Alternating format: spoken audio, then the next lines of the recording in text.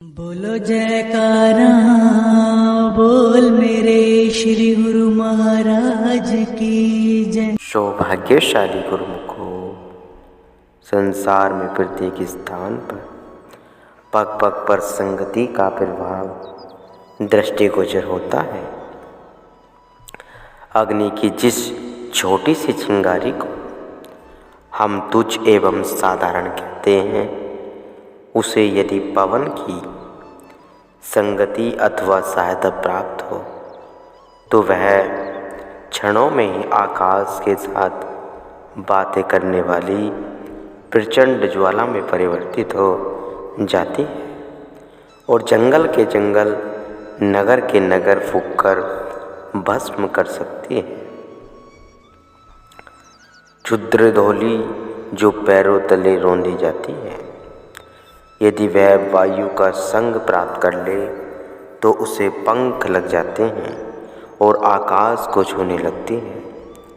वर्षा की निर्मल बूंद जो आकाश से उतरती है, भूमि पर आकर धूलि की संगति के प्रभाव से वह कीचड़ बन जाती है तथा सबके पैरों तले रौंदी जाती है।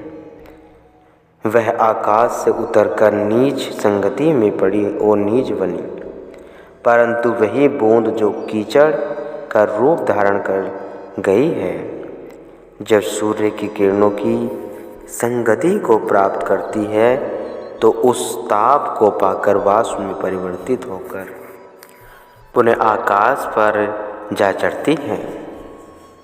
गंवार और अनपढ़ लोग विद्वानों की संगति से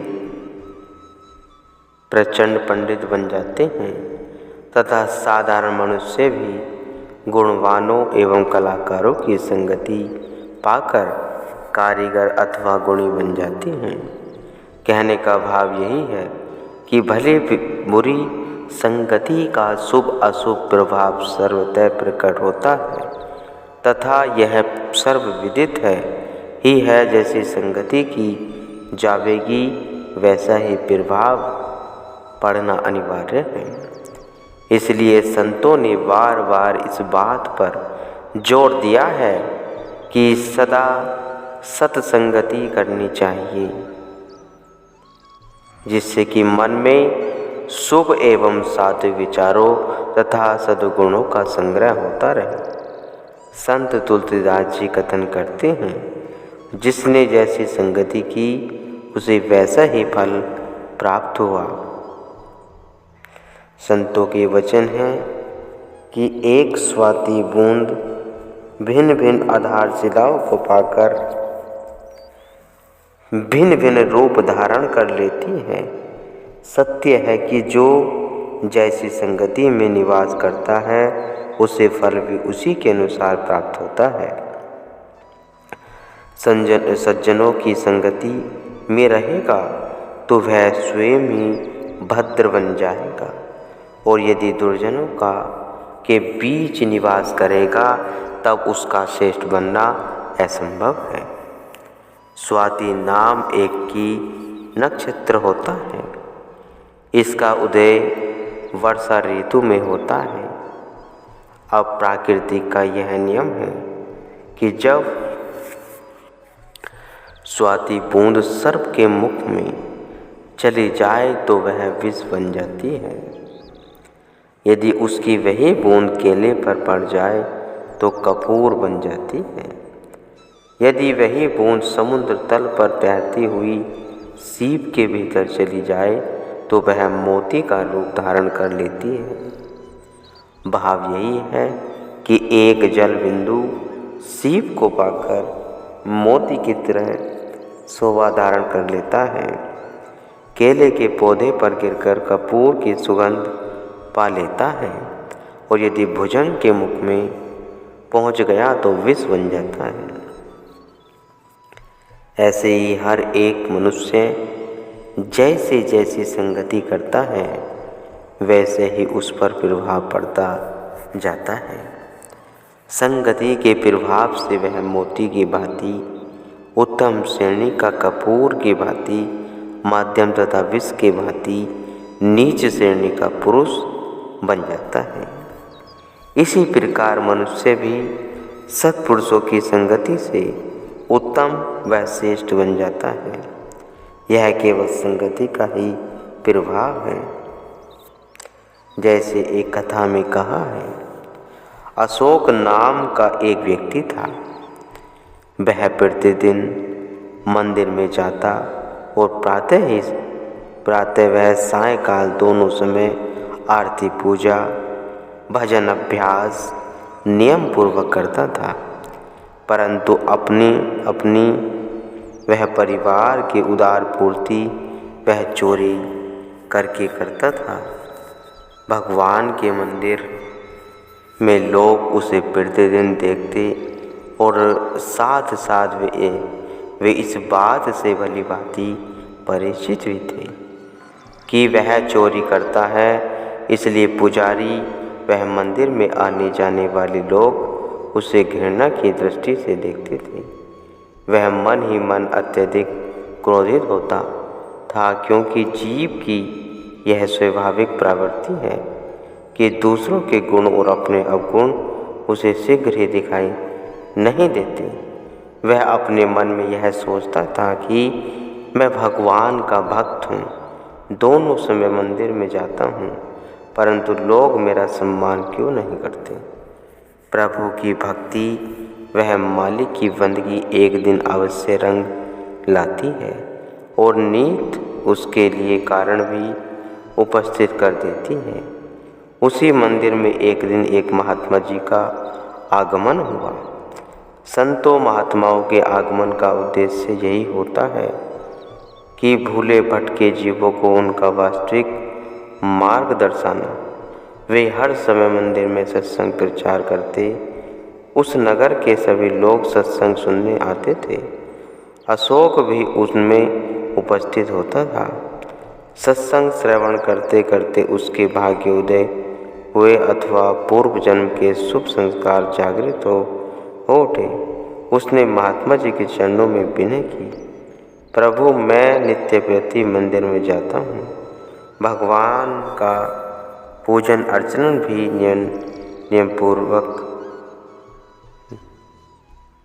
नियमित रूप से करता हूँ, परंतु मन को शांति की उपलब्धि नहीं होती।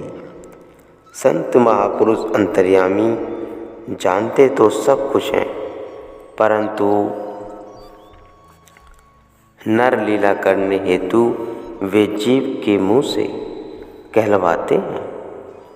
उन्होंने भक्त से पूछा, तुम अपने परिवार का जीवन निर्वाह कैसे करते हो?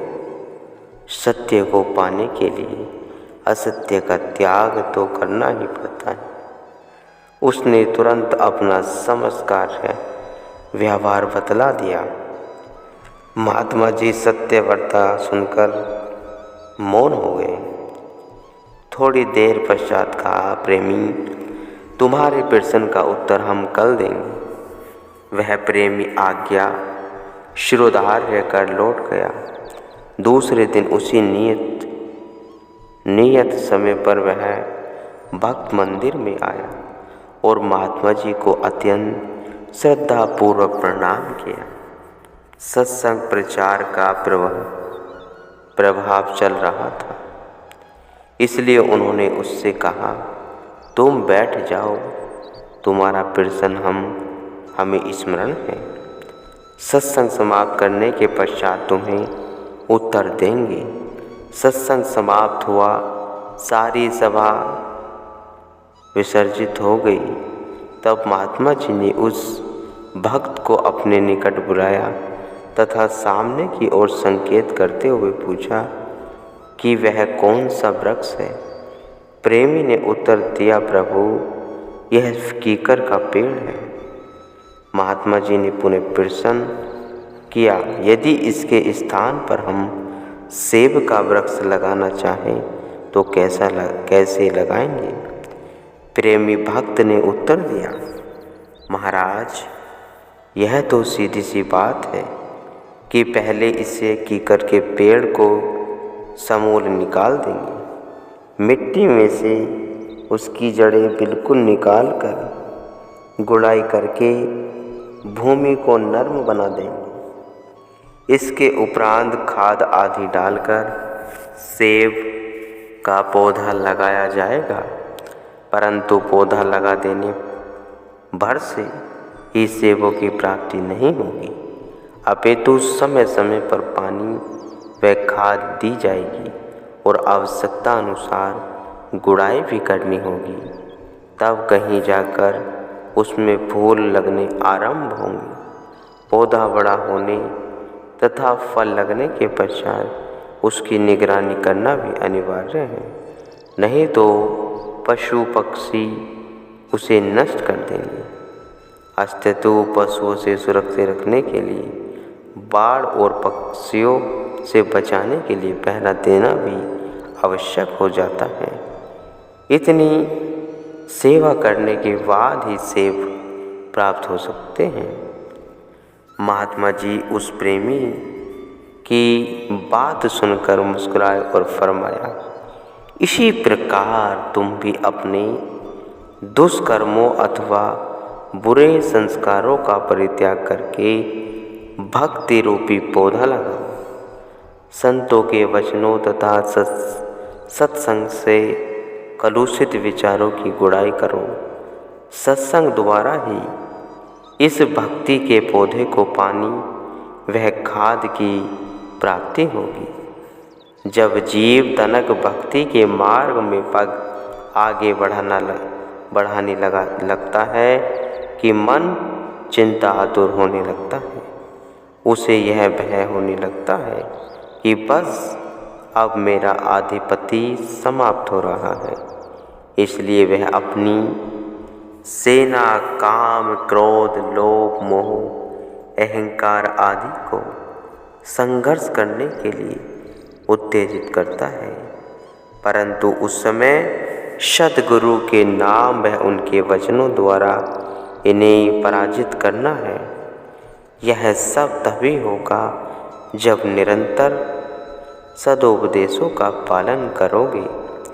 अशोक ने कहा कि महाराज, वस्तुतः चोरी करना एक निंद कर्म है तथा सत विचारों द्वारा मनोकामनाओं को बदलकर जीवन के ध्येय को पाना भी मनुष्य का कर्तव्य है।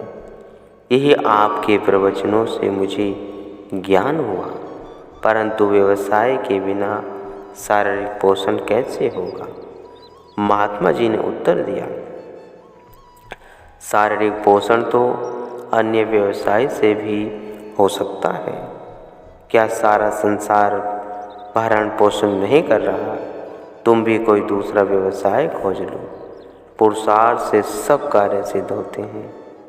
अशोक ने महात्मा जी के वचन अनुसार अपने जीवन को बदल दिया। उसकी बुद्धि निर्मल हो गई और वह सच्चा भक्त बन गया।